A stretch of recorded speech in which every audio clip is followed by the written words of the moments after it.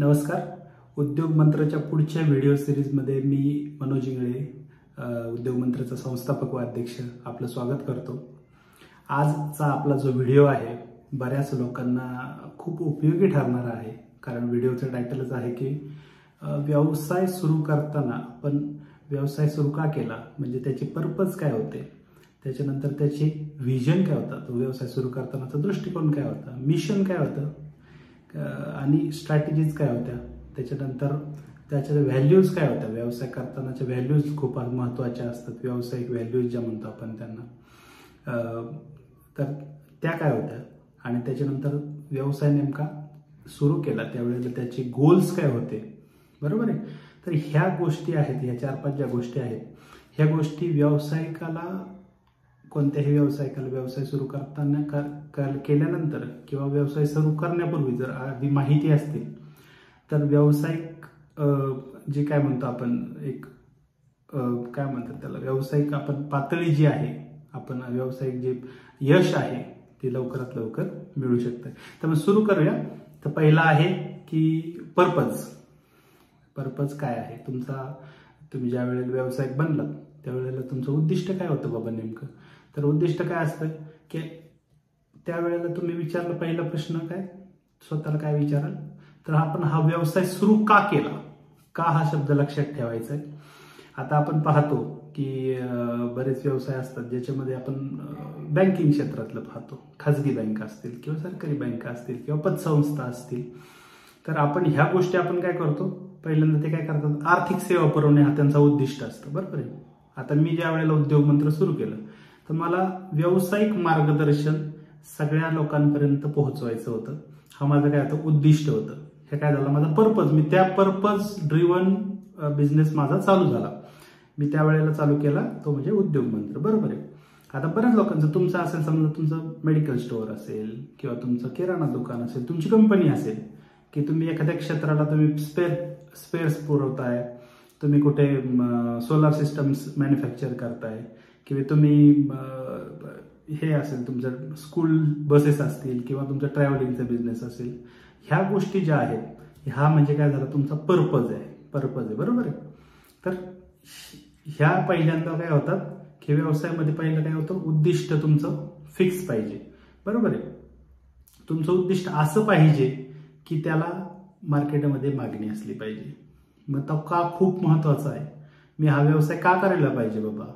मग ह्या परिसरामध्ये समजा मी कपड्याचं दुकान टाकतोय, अरे मग हा का, त्यातला का येईल की इथं कपड्याचं दुकानच नाही, का सुरू करतोय रे बाबा तू व्यवसाय, तर इथं कपड्याचं दुकान नव्हतं म्हणून मी इथं सुरू केलं. म्हणजे काय, इथं नीड आहे, त्या धंद्याची काय गरज आहे.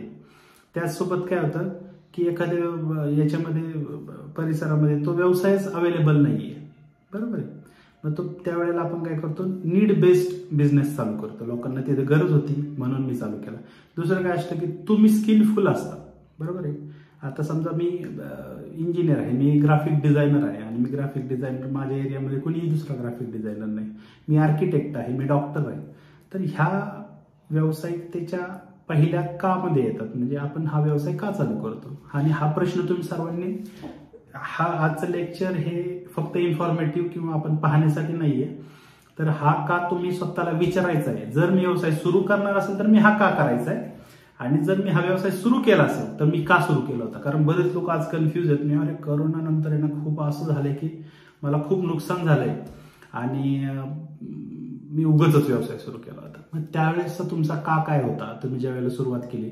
काहींचा असंही असेल की मला आर्थिक प्रबळता मिळाली पाहिजे होती, मी हा व्यवसाय त्याच्यासाठी सुरू केला होता. सगळ्यांचे उद्दिष्ट असे असतो का, मी सेवाच पुरवायची होती. मी म्हणतो का, मी ज्या वेळेला माझं मेडिकल शॉप किंवा माझं मेडिकल रिटेल बिझनेस चालू केला होता त्यावेळेला मी असं ठरवलं होतं का की बाबा मी फक्त लोकांना सेवा पुरवून नाही.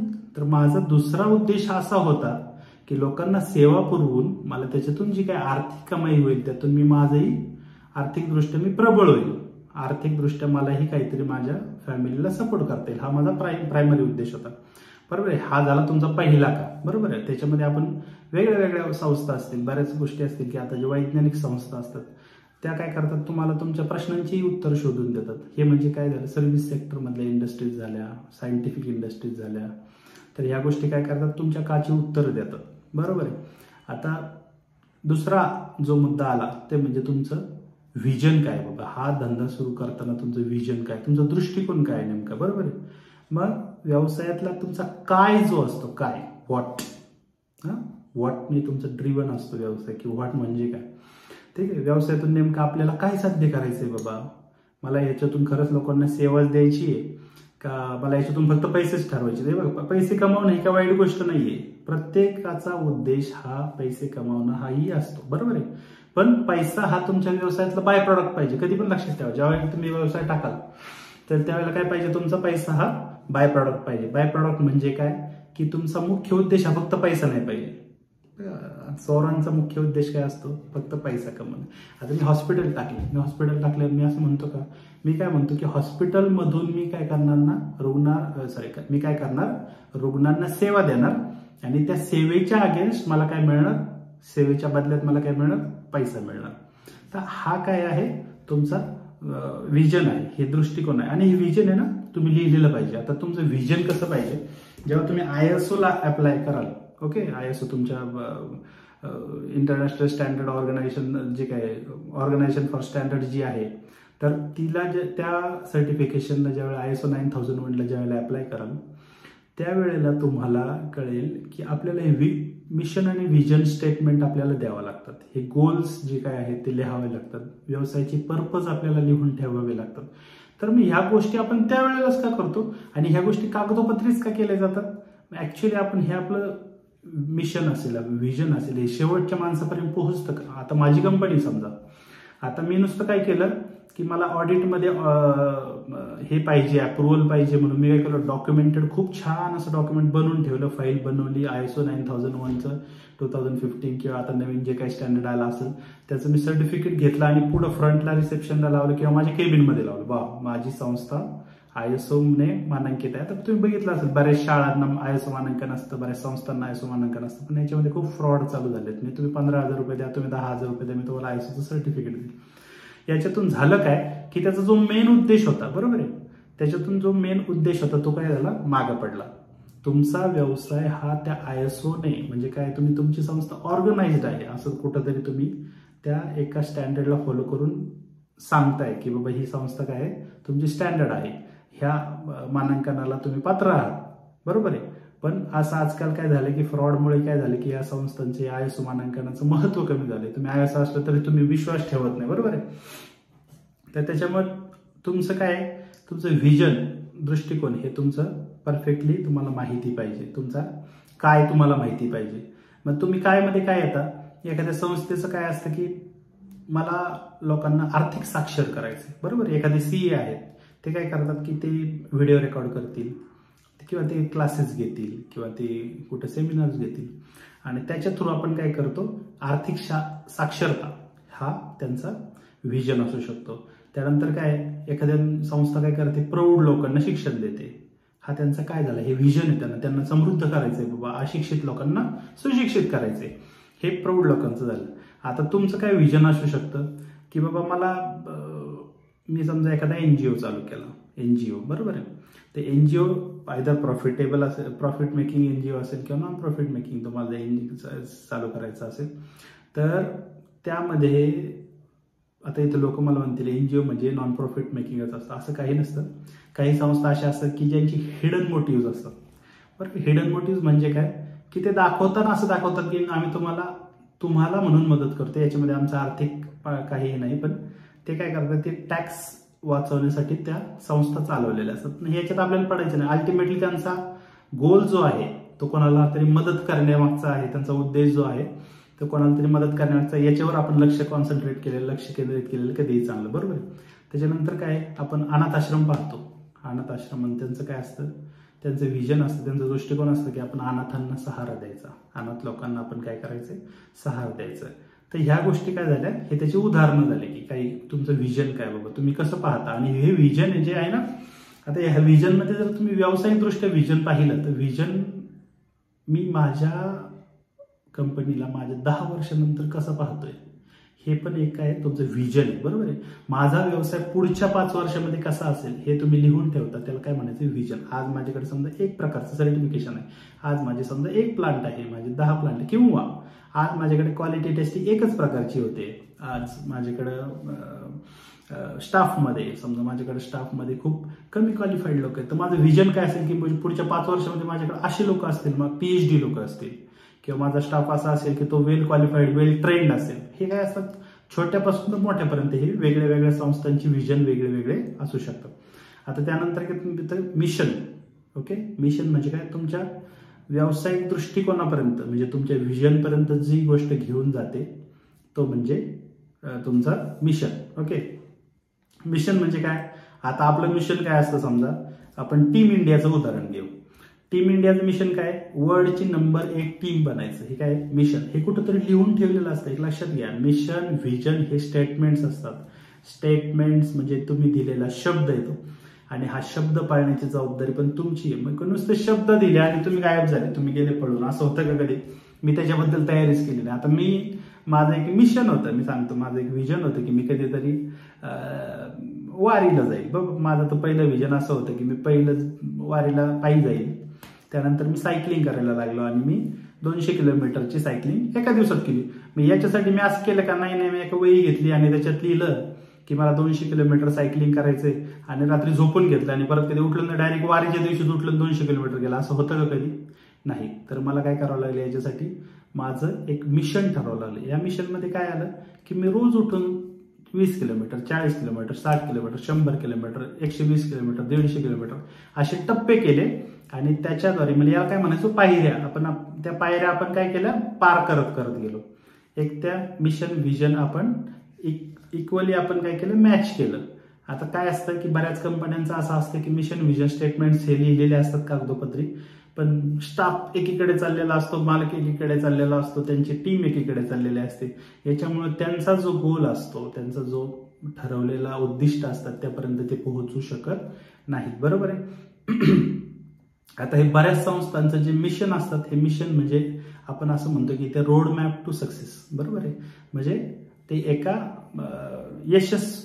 ती संस्था यशस्वी करण्याकडे घेऊन जाणार तो रोड आहे. त्याच्यामुळे मिशन ह्या खूप महत्वाचे असतात, बरोबर आहे. आता स्ट्रॅटेजीज म्हणजे काय, आता हे आपण व्हिजन ठरवलं, त्यानंतर मिशन ठरवलं. आता स्ट्रॅटेजी काय असते, तर स्ट्रॅटेजी म्हणजे आपल्याला त्या मिशनकडे घेऊन जाणारा रस्ता.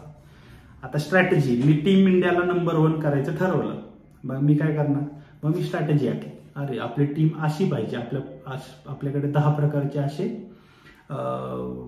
प्लेयर्स पाहिजेत. आता समजा मी कापड व्यवसायामध्ये मला 1 नंबर व्हायचंय, मग मी काय करणार, किंवा मला आता मी माझं उदाहरण पुन्हा एकदा देतो.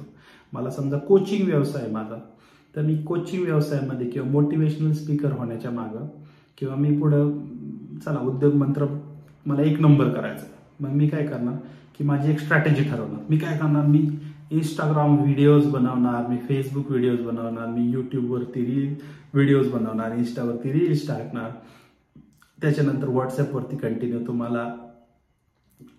तुम्हाला तुमचे आन्सर्स देणार, लोकांबरोबर कनेक्ट राहणार, सेमिनार्स घेणार, ट्रेनिंग्स घेणार. ह्या सगळ्या गोष्टी काय झाल्या, strategy to become number 1. Okay, त्या फील्डमध्ये नंबर 1 व्हायचं नाही. आता तुमचा व्यवसाय तुमच्या फील्डमध्ये जर नंबर 1 करायचा असेल तर याच्यासाठी तुम्ही सुद्धा काय करायचे, तुम्ही स्ट्रॅटेजी डिझाईन करायच्या. स्ट्रॅटेजी म्हणजे काय असतात, आपण जुन्या काळात ऐकायचो, अरे शकुनी मामा काय करायचा, स्ट्रॅटेजी डेव्हलप करायचा, ते स्ट्रॅटेजिस्ट होते. आता अशीच आपण काय करतो की आपल्या व्यवसायाबाबत आपण नंबर 1 बनण्यासाठी आपण काय करतो, समजा माझा व्यवसाय, मग मी नवीन नवीन गोष्टी इन्क्लूड करतो माझ्या व्यवसायामध्ये. माझ्या व्यवसायाचं एखादं फेसबुक पेज तयार करतो, माझ्या व्यवसायाची मी जाहिरात देतो, नंतर माझ्या व्यवसायाबाबत मी काहीतरी वेगळ्या वेगळ्या गोष्टी ट्राय करून पाहतो. त्याला काय म्हणायचं, नवीन नवीन स्ट्रॅटेजीज येत्या. ह्या मे बी त्या ऍडव्हर्टायझिंग स्ट्रॅटेजीज असतील किंवा अजून कोणत्या दुसऱ्या क्षेत्रातल्या स्ट्रॅटेजीज असतील, किंवा मी नवीन व्यवसाय चालू करून देईल, बरोबर आहे. माझ्या सक्सेससाठी मी नवीन नवीन स्ट्रॅटेजीज वापरू शकतो. तर ह्या सगळ्या गोष्टी कशाच्या अंडर येतात, स्ट्रॅटेजीच्या अंडर. तुमचं मिशन आणि व्हिजनच्या दृष्टीने आपल्या स्ट्रॅटेजी ठरतात, बरोबर आहे. आता स्ट्रॅटेजी आपण कोणाकडून घेतो, जनरली जे व्यावसायिक सल्लागार लोक असतात ते याच्यामध्ये परफेक्ट असतात, जे की तुमचा व्यवसाय यशस्वी होण्यामागं किंवा यशस्वी करण्यामागे त्यांचा मोठा वाटा असतो, मग त्यांच्याकडून का त्यांच्या स्ट्रॅटेजी जे असतात ना हे ट्राईड अँड टेस्टेड असतात, ते अनुभवी लोक असतात, बरोबर आहे. त्याच्यामुळे व्यावसायिक सल्लागाराकडून कधीही तुमच्या स्ट्रॅटेजी घेतलेल्या, आपण मोटिवेशनल स्पीकरचे व्हिडिओज का ऐकतो, आपण एखाद्या ब्लॉगरचा ब्लॉग का वाचतो, का तर तो माणूस अनुभवी असतो आणि तो त्या पायऱ्या ऑलरेडी चढलेला असतो. मग ते आपण चढणार पडणार ह्या गोष्टी करत बसण्यापेक्षा एखाद्याने केलेल्या रस्त्यावरून, एखाद्याने तयार केलेल्या रोडमॅपवरून जर चाललो तर आपल्याला यश लवकरात लवकर मिळतं. आता पुढची गोष्ट आहे ते हे यश मिळवण्यासाठी आपल्याला काय करावं लागतं, तर आपल्या काहीतरी व्यावसायिक मूल्य आपल्याला ठरवून घ्यावं लागतं. त्याला म्हणतात व्हॅल्यूज, इंग्लिशमधून काय म्हणतात त्याला, व्हॅल्यूज. आता हे व्हॅल्यूज तुमच्या संस्थेच्या काहीतरी व्हॅल्यूज पाहिजेत. आता बँकिंग क्षेत्रामध्ये किती बँका आल्या, किती बोर्ड आल्या, बरोबर आहे. आता काही बँका जुन्या बँका आहेत, पण आपण काय करतो, ती बँक आहे ना तुमच्या सेव्हिंग्सवरती किंवा तुमच्या बचतीवरती जर का 5% जर देत असेल तुम्हाला, तर तुम्ही काय करता, FD 5%, ठीक आहे 5% द्या, पण मला आहे ना ते फिक्स, मला माहिती आहे की त्यांचं काहीतरी एक व्यावसायिक मूल्य आहे की हे लोक काय बुडवणार नाहीत आपल्याला. आपण काय करतो, तो विश्वास ठेवतो त्याच्यावरती. आणि अशाच प्रकारे आपण मार्केटमध्ये पण चालू आहे की बाबा खूप सारे व्यवसाय आहेत की ज्याच्यामध्ये आपण पैसे अडकवतो आणि मग ते कशावरती असतात, त्यांचे व्हॅल्यूज असतात, बिझनेस व्हॅल्यूज असतात. तर मराठीमधून जर आपण सांगायचं म्हटलं तर त्याच्यामध्ये काय काय असतं, त्या लोकांची काम करण्याची पद्धत आपण पाहतो, त्याच्यानंतर त्यांची वागणूक पाहतो, त्यांचे संस्कार पाहतो. आपण एखाद्या दुकानात गेलो आणि मस्तपैकी लोक तंबाखू खात बसलेत, मावा खात बसलेत, अशा व्यवसायात आपण जातो का पुन्हा, त्या दुकानात जातो का आपण पुन्हा, कारण त्यांच्यावरती ते व्यावसायिक संस्कार नसतात की जे तुम्हाला बेसिक व्यवसाय आपण म्हणतो की ज्या वेळेला ते चालू केल्यानंतर त्यांच्याकडे पाहिजेत की ग्राहक आल्यानंतर आपण कसं वागलं पाहिजे, कसं बोललं पाहिजे, कसं बसलं पाहिजे, कसं उठलं पाहिजे. तर ह्या गोष्टी ज्या असतात तर ह्या खूप महत्वाच्या असतात. बँकिंग क्षेत्रामध्ये काय झालं की प्रायव्हेट बँका आजकाल गव्हर्नमेंट बँकिंगपेक्षा पुढे का जात आहेत, तर त्यांनी काय केलंय की या व्हॅल्यूजवरती त्यांचे व्यावसायिक मूल्य जे आहेत ते खूप स्टँडर्ड ठेवलेत, खूप स्टँडर्ड. म्हणजे तुम्ही आले की तुम्हाला अटेंड केलं जातं, तुम्हाला क्वेश्चन्स केलं जातात, काय तुमची नीड आहे, त्यानंतर तुम्हाला कॅटेगराईज करून त्याला लगेच सोल्युशन देण्यासाठी एखादा माणूस तुमच्याबरोबर जोडला जातो. तर ह्या गोष्टीतून काय होतं की हे सर्व्हिस सेक्टरमध्ये खूप महत्वाचं आहे, ज्याच्यातून आपण काय करतो, ग्राहकाचा विश्वास जिंकतो. म्हणून आपल्याला व्यावसायिक मूल्य खूप महत्वाची आहेत, बरोबर. आता शेवटचं जे येतं ते म्हणजे गोल्स. आता तुमचे गोल्स काय असले पाहिजेत. सगळ्यात पहिला गोल्स काय, सगळ्यात पहिला गोल जर तुमचा काय आजचा असला पाहिजे तर तो म्हणजे तुमच्या व्यवसायाचं पर्पज, व्हिजन, मिशन आणि स्ट्रॅटेजीज, व्हॅल्यूज या सगळ्या तुमच्या स्वतःच्या व्यवसायाबाबत तुम्ही आज बसून लिहायचे आहेत. हा तुमचा पहिला गोल असला पाहिजे. आता दुसरा गोल, आपण याच्यातून बाहेर पडतो थोडंसं. दुसरा गोल म्हणजे काय, मी माझा व्यवसाय यशस्वी होण्यासाठी हे मिशन, व्हिजन, स्टेटमेंट कशा प्रकारे अतिशय प्रॅक्टिकली बनवू शकतो. कारण का आता मी मिशन, व्हिजन, स्टेटमेंट तुमच्या व्यवसायासाठी बनवून देऊ शकतो, पण त्याचा काय फायदा आहे का, मला माहिती आहे का तुम्हाला नेमकं 5 वर्षानंतर तुम्ही तुमच्या व्यवसायाला काय पाहताय. म्हणून तुमच्या दृष्टिकोनातून तुमचा व्यवसाय 5 वर्षानंतर, 2 वर्षानंतर, 1 वर्षानंतर, कमीत कमी 1 वर्षाचा तरी तुम्ही विचार करायला पाहिजे. तर तो व्यवसाय कसा असला पाहिजे, तुमचं भवितव्य याच्यातून काय कसं घडलं पाहिजे, ह्या गोष्टींचं स्टेटमेंट तुमच्याकडं रेडी पाहिजे. आणि त्याच्यामध्ये असे गोल्स असले पाहिजेत, बरोबर आहे. असे गोल्स असले पाहिजे की तुमच्यावरती खूप सारे लोक डिपेंडंट आहेत. आता तुमचा व्यवसाय छोटा असो किंवा मोठा असो, जर छोटा व्यवसाय असेल तर तुमची फॅमिली डिपेंडंट आहे, पण तुम्ही जर मोठ्या व्यवसायात असाल, तुम्ही इंडस्ट्रियलिस्ट असाल, तुम्ही बँकर असाल, तर तुमचे गोल्स असे असले पाहिजेत की ज्याच्यातून लाखो लोकांच्या जीवनामध्ये बदल घडला पाहिजे. तुमचे एम्प्लॉय असतील, तुमचे ग्राहक असतील, तर ह्या दृष्टिकोनातून तुम्ही तुमचे व्यावसायिक गोल्स मोठे ठेवले पाहिजेत. आता हे गोल्स पर्यंत पोहोचण्यासाठी ज्या स्ट्रॅटेजी ज्या आहेत, बरोबर आहे, ह्या पण स्ट्रॅटेजीज तुमच्या ह्या स्टेप वाईज असल्या पाहिजेत. असं नाही की मी काहीतरी चंद्रावरचा गोल लिहिला की मी पुढच्या वर्षी माझी कंपनी मी जगात 1 नंबर करेल. हे बघा, पहिल्यांदा स्वतःपासून सुरू करा. माझी सध्याची परिस्थिती काय आहे, त्यानंतर माझे कॉम्पिटिटर्स कुठे आहात, मी सध्या कुठं आहे, त्याच्यानंतर जवळच्या जवळ जो गोल असेल तो पहिला ठेवा, त्यानंतर दुसरी स्टेप ठेवा, तिसरी स्टेप ठेवा, चौथी स्टेप ठेवा. अशा ज्या वेळेला तुम्ही स्टेप वाईज तुमचे गोल्स ठरवताल त्यावेळेला ते अचीव्ह करणं सोपं जाईल आणि ते अचिवेबल गोल्स वाटतील लोकांना. तुमच्या एम्प्लॉईजला हे गोल्स हे अतिशयोक्ती नाही वाटले पाहिजे, बरोबर आहे. एखादा गोल हा अतिशयोक्ती नाही वाटला पाहिजे. म्हणून आपण जे गोल्स ठेवणार आहोत हे सुद्धा कसे पाहिजेत, अचिवेबल्स पाहिजेत. लक्षात ठेवा, तुम्ही व्यवसायात दिखाऊपणासाठी कोणत्याही गोष्टी करू नका. ज्या वेळेला तुम्ही मिशन व्हिजन स्टेटमेंट लिहाल, तुमचे पर्पज लिहाल, त्यावेळेला तुम्हाला कळेल की मी हा व्यवसाय सुरू कशासाठी केला होता. आणि ज्या वेळेला तुम्हाला कळेल की मी हा व्यवसाय ह्या दृष्टीसाठी सुरू केला होता, आज मी कुठे आहे हे कळणं सगळ्यात महत्वाचं आहे. मी रस्ता भरकटलो तर नाही ना, मी सुरुवात केली होती लोकांना सेवा देण्यासाठी, आणि आता असं झालं की मी फक्त पैसे कमवण्यावरती माझं लक्ष केंद्रित केलंय. माझी सर्व्हिस बिघडली आहे, माझं मिशन कुठंतरी वेगळीकडेच भरकटलंय. मी मिशन व्हिजन स्टेटमेंटही लिहून ठेवलंय, पण ती फाईल मला आज सापडत नाहीये. पण सर्टिफिकेट तर मी टांगलंय 9001 2015 और नवीन जे काही सर्टिफिकेशन आलं असेल त्याचं. तर ह्या सगळ्या गोष्टी तुम्ही आज पहिल्यांदाच तुमच्या उद्या तुम्ही ज्या वेळेला शॉपवर जाल त्यावेळेला पहा, आणि पहा की मी ऍक्च्युअल माझ्या प्रॅक्टिकल लाईफमध्ये या सगळ्या गोष्टींना किती महत्व देतोय. जोपर्यंत तुम्ही स्वतः महत्व देत नाही मालक म्हणून, जोपर्यंत तुम्ही स्वतः महत्व देत नाही मालक म्हणून, तोपर्यंत तुमचा एम्प्लॉई त्याला डुंकूनही पाहणार नाही. जर तुमचे पर्पज पाळले नाहीत, तुम्ही जर तुमचे मिशन्स लक्षात ठेवले नाहीत, आणि हे मिशन व्हिजन स्टेटमेंट्स याच्यावरती ट्रेनिंग प्रत्येक महिन्याला, प्रत्येक 2 महिन्याला, प्रत्येक 3 महिन्याला तुम्ही घ्या, जेणेकरून तुमच्या लोकांना आठवण राहील की मला पुढच्या 5 वर्षात माझी कंपनी इथं न्यायची, आणि त्याच्यामध्ये माझं स्वतःचं कॉन्ट्रीब्युशन असेल. बॉटमच्या माणसापासून तर टॉपच्या माणसापर्यंत सगळे लोक इन्व्हॉल्व्ह झाले पाहिजेत, याची काळजी घ्या. फक्त मालकाने झेंडा घेऊन पळाला तर कधीही कोणती कंपनी, कोणताही व्यवसाय कुठेही जात नाही. कारण तुम्ही व्यवसायासाठी जर 10% जर का देत असाल तर तुमचा एम्प्लॉई कधीही 100% देणारा पाहिजे, तरच तुमचा व्यवसाय वर जाईल. मला हा व्हिडिओ बनवण्यामागचं हेच कारण आहे की बऱ्याच लोकांचे, मी आजपर्यंत जातो, मी विचारतो सर तुमचं मिशन व्हिजन स्टेटमेंट आहे का? सर आहे ना, हे बघा ही फाईल घ्या. मी त्यांना स्वतः विचारतो सर तुम्ही सांगा मला हे मिशन व्हिजन स्टेटमेंट कोणी दिलं. हा, तर एक ऑडिटर आला होता, त्यांनी काय केलं 15,000 रुपये घेतले आणि मला हे mission vision statement copy paste करून दिले. ते कोणाच्या तरी तिसऱ्याच व्यवसायाचे असतात आणि मला हे सर्टिफिकेट दिलं. तर असं करू नका.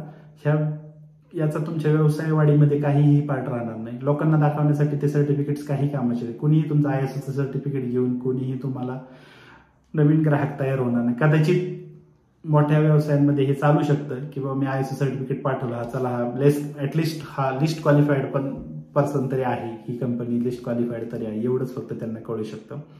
त्याच्यामुळे लक्षात ठेवा, जोपर्यंत तुम्ही mission vision statement, goals, purpose, vision या गोष्टी तुमच्या व्यवसायात अवलंबत नाहीत, तोपर्यंत तुमचा व्यवसाय वरती जाणार नाही. धन्यवाद. आणि इथून पुढचे जे व्हिडिओ असतील हे असेच असतील, एक 15 ते 20 मिनिटाचा एक व्हिडिओ असेल. व्हिडिओ आवडला तर नक्की लाईक करा, शेअर करा, सबस्क्राईब करा. उद्योग मंत्र मराठीच्या चॅनलला लाईक करायला विसरू नका. युट्यूबवरती आपण आहोत, इंस्टाग्रामवर आपण आहोत, व्हॉट्सअपवर पण आपण आहोत. व्हॉट्सअप ग्रुपला जॉईन करा. बऱ्याच लोकांचे डिस्कशन्स तिथे चालू असतात, ते ऐका आणि त्याच्यातून तुमचा व्यवसाय वाढीत मला जेवढा जास्तीत जास्त मदत करता येईल तेवढा मी प्रयत्न करत आहे. धन्यवाद.